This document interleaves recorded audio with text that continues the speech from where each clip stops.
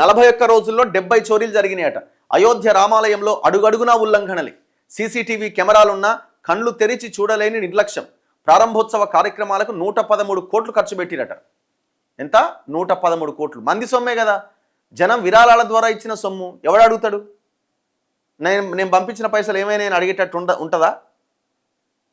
3700 కోట్ల రూపాయలు వసూలు చేసిరు, విరాళాల ద్వారా సేకరించారు. పాపం జనాలు దివ్య భవ్య మందిరము, రామాలయము, అయోధ్య రామ మందిర నిర్మాణం కోసం ఎన్నో ఏళ్లుగా వెయిట్ చేస్తున్నారు. అరే నిర్మాణం జరుగుతున్నది చేస్తారట అంటే విరాళాలు ఇచ్చారు పెద్ద ఎత్తున. 3500 కోట్లకు పైన విరాళాలు వచ్చినాయి. ఒక్క ప్రారంభోత్సవ కార్యక్రమానికి 113 కోట్లు ఖర్చు పెట్టిరట. రికార్డులు పరిశీలిస్తున్న సిట్, దీని మీద ఒక సిట్ వేసిరు కదా, ముగ్గురికి రిమాండ్ అట. ముగ్గురిని అరెస్ట్ చేసి రిమాండ్కి తరలించిరట. నా పైన ప్రతి ఆరోపణకు బదులిస్తా, చంపత్ రాయ్. విరాళాలన్నీ భద్రంగానే ఉన్నాయి. ట్రెజరర్ గోవింద్ దేవ్. అన్ని భద్రంగానే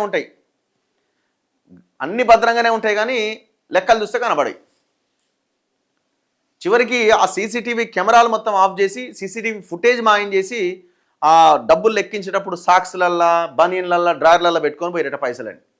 అంత దారుణంగా ఎత్తుకపోయారు. ఇంత హడావుడు ఎందుకు? ప్రారంభోత్సవ కార్యక్రమానికి 113 కోట్ల రూపాయలు అంటే అసలు ఏం చేసిరు ఆ డబ్బులన్నీ? ఇష్టం వచ్చినట్టుగా మంది పైసలు, జనం పైసలు అని చెప్పి ఇష్టం వచ్చినట్టుగా ఖర్చు పెట్టేసారు. 41 డేస్లో 70 చోరీలు జరిగినాయట. ఇది సిట్టు తేలుస్తున్నది లెక్క. అయోధ్యలో కానుకల చోరీ గుట్టు విప్పుదామన్నా ఆధారాలు లేకుండా అక్రమార్కులు ఎంతో తెలివిగా వ్యవహరించారట. కనీసం 180 రోజులకు సంబంధించిన సీసీటీవీ ఫుటేజ్ రికార్డులు భద్రపరచాలి అన్న ఆడిట్ కమిటీ సిఫార్సులను తుంగలో తొక్కుతూ 45 రోజులకు సంబంధించిన ఆధారాలే ముందు పెడుతున్నారట. ఇది సిట్ తేల్చింది. ఏప్రిల్ 27 నుంచి జూన్ 6వ తేదీ మధ్యకాలంలో 41 రోజుల్లో మొత్తం 70 చోరీలు జరిగినట్టు రికార్డు పరిశీలించినప్పుడు తెలిసింది. ఏప్రిల్ 27కు ముందు కూడా చోరీలు జరిగే అవకాశం ఉందని అనుమానిస్తున్నప్పటికీ నిరూపించేందుకు ఆధారాలు లేవట. ఆధారం ఏముంది? సీసీ కెమెరా కావాలి. లేదంటే ఎవడోడైతే అనుమానం ఉందో 4 దంతే మొత్తం బయటకు వస్తుంది. ఎంత తీసుకున్నావు ఏంది అని అంటే. ఇక 2024 జనవరి 24వ తేదీన అయోధ్య రామాలయం ప్రారంభోత్సవం, బలరాముడి ప్రాణప్రతిష్ఠ కార్యక్రమానికి సంబంధించి ఆలయ ట్రస్టు భారీగా 113 కోట్లు ఖర్చు పెట్టిందట. దీని మీద కూడా విచారణ జరుగుతున్నది. ఇక విరాళాల చోరీ నిందితుల్లో ఒకరైన అవినాష్ శుక్లా కొట్టేసిన రాముడి సొమ్ముతో ప్రియురాలికట ఖరీదైన ఐఫోన్ను కానుకగా ఇచ్చిందట.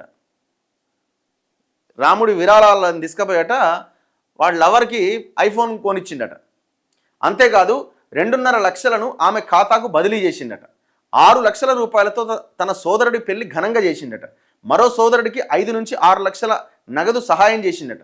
ఈ కేసులో నిందితులు అనుకల్ప్ మిశ్రా, లవకుష్ మిశ్రా, కరువేష్ పాండేను పోలీసులు రిమాండ్కు అనుమతిస్తూ స్థానిక కోర్టు ఆదేశించింది. పోలీసులు ఇప్పటివరకు 8 మంది నిందితులను అరెస్ట్ చేయడం తెలిసింది.